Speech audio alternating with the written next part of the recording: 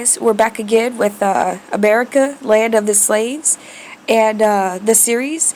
And I, in this video, want to talk about the mainstream news media and how they react to truth or the public questioning their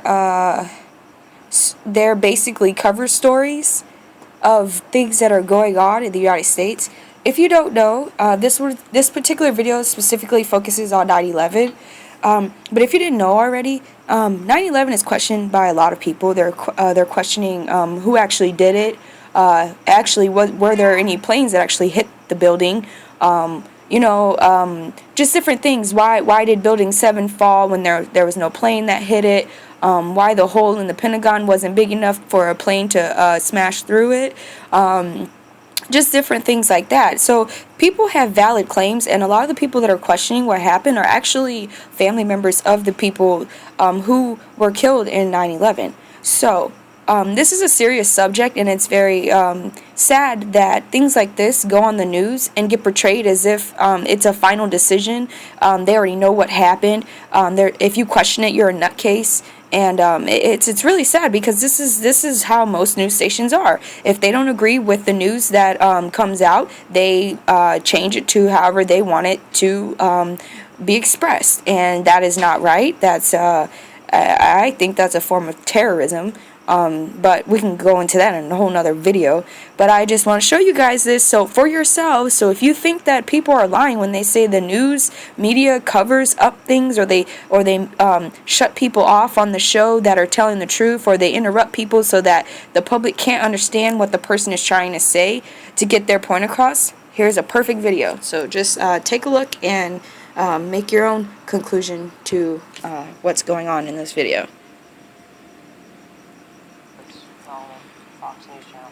You have stories that are selected primarily to upset liberals and Democrats and prop up the Republican Party.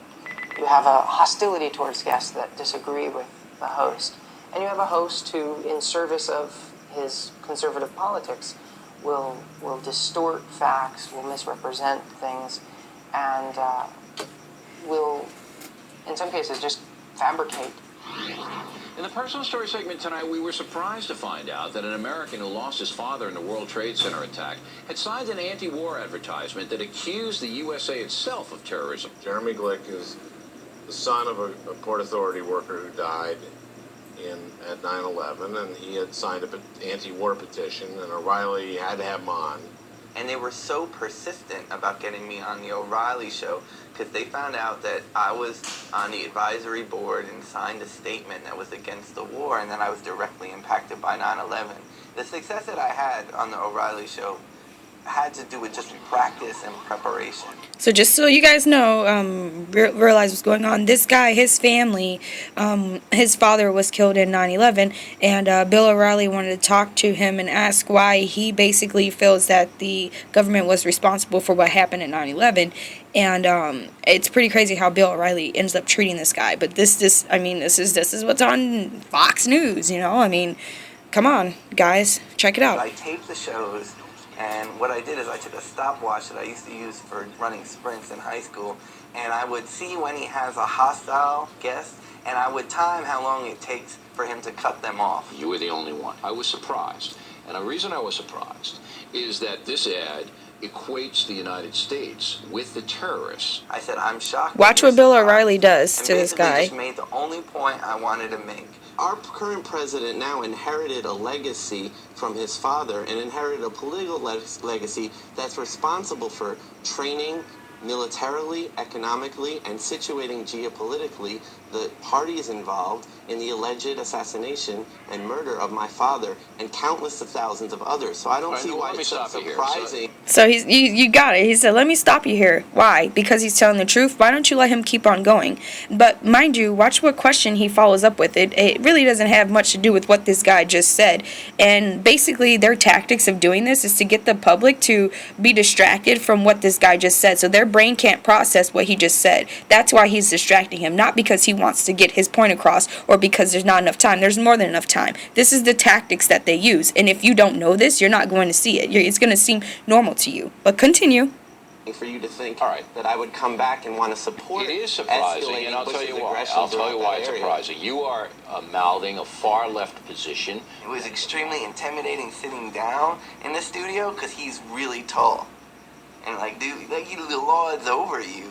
You see, even I'm sure your beliefs are sincere, but what upsets me is I don't think your father would be approving of this. Well, actually, my father thought All right. that Bush's presidency was illegitimate. Maybe he also did, didn't but I don't think that he'd be equating this country.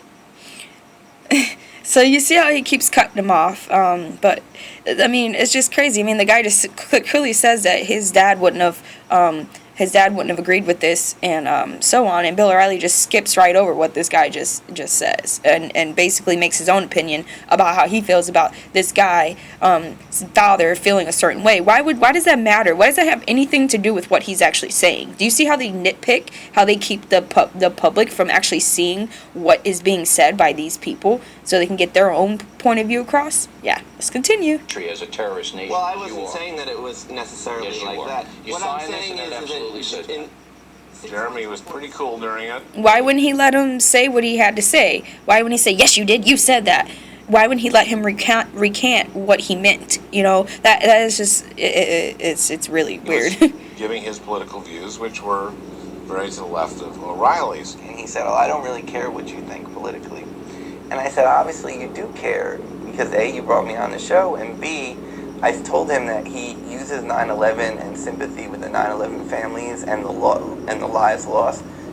Okay, I'm gonna pause this, guys, because there's a plane coming overhead. So I'm gonna just make it into a second video, because I have to go over the comments that were posted in this video too, because they're so amazing. But yeah, I'll be back.